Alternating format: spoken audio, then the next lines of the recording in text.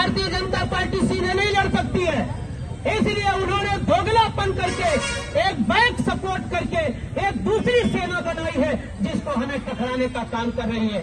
जब हमारे नेता ने प्रेस कॉन्फ्रेंस के माध्यम से ये कह दिया है कि जो रामजी लाल सुमन ने संसद में बोला है उसको संसद भवन की कार्रवाई से निकाल दिया गया है, उसी समय वो बात समाप्त हो गई। लेकिन ये लोग जो नकली गुंडे जो हमारे महबूब नेता को बोलते हैं कि गोली मार देंगे, तो क्या ये जानते हो कि हम लोग चुप बैठने वाले हैं?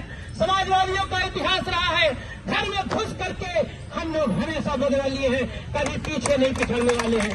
आपको पता होगा उत्तर प्रदेश की विधानसभा में कूद करके उत्तर प्रदेश की सरकार को, देश की सरकार को यदि किसी ने ललकारा है तो सोशलिस्ट और समाजवादियों का इतिहास है। इसीलिए डॉक्टर लोहिया ने कहा था यदि सड़कें सूनी रहेंगी तो संसद आवारा हो जाएगी।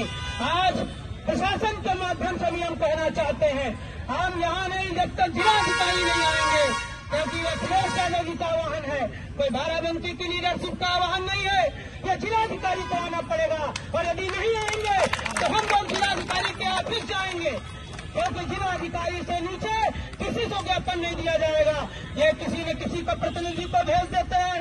हम समाजवादी पार्टी की इतनी बड़ी लीडरशिप, हमारे इतने बड़े नेता जो देश को और प्रदेश को दिशा दे चुके हैं, एक अधिकारी आता है जो छोटे तबके का होता है, जिले का सबसे बड़ा अधिकारी जिलाधिकारी होता है, एसपी होता है, वो आए और ज्ञापन ले जाए। रामजी लाल सुमन को यदि इनको लड़ना था तो लोकतांत्रिक तरीके से लड़ना चाहिए था। सरकार कहती है जीरो टॉलरेंस है, यहाँ पर कानून का राज है। मैं पूछना चाहता हूँ, यदि कानून का राज है, देश की सबसे बड़ी पंचायत में बैठने वाला सिर्फ उसका गुनाह यह है कि वो दलित समाज से आता है, इसलिए उसको घेर कर उसके सामने टायर डालते हो, इसलिए डालते हो कि वो दलित है। अखिलेश यादव जान गए हैं कि जब तक पीड़ित समाज जो हमारा 80-85% है, जिसमें पिछड़े, दलित, शोषित, वंचित, अगड़े समाज जो गरीब तबके के हैं वो भी शामिल है, पत्रकार भी शामिल है, इन लड़ाई जब से हम लड़ने लगे हैं तब से ये घबरा गए हैं, इसलिए ये गुमराह करना चाहते हैं। इसलिए भारत सरकार जो 1931 से लेकर जितनी सरकारें रही, हमारी मांग नहीं माने, इसलिए नहीं माने कि हमारी संख्या पता चल जाएगी। हमारी मांग सरकार को घुटनों पर डालना पड़ा।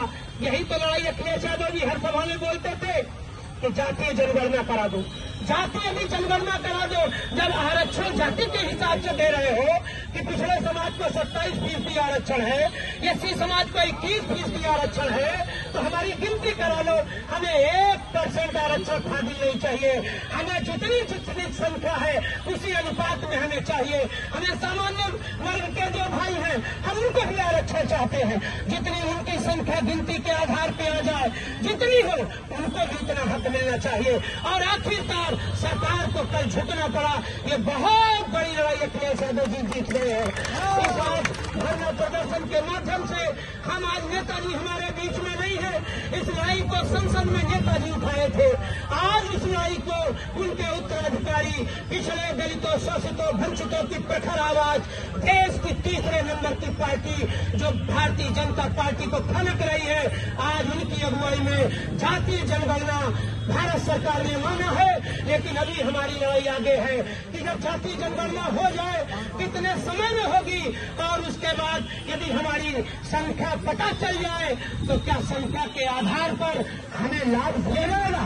नौकरियों में हर क्षेत्र में हमारी संख्या यदि पता चल जाती है तो हमारी संख्या मंडल आयोग की जो सिफारिश है बीपी मंडल के अनुसार 54% पिछड़ों की आबादी है और आरक्षण 27% है।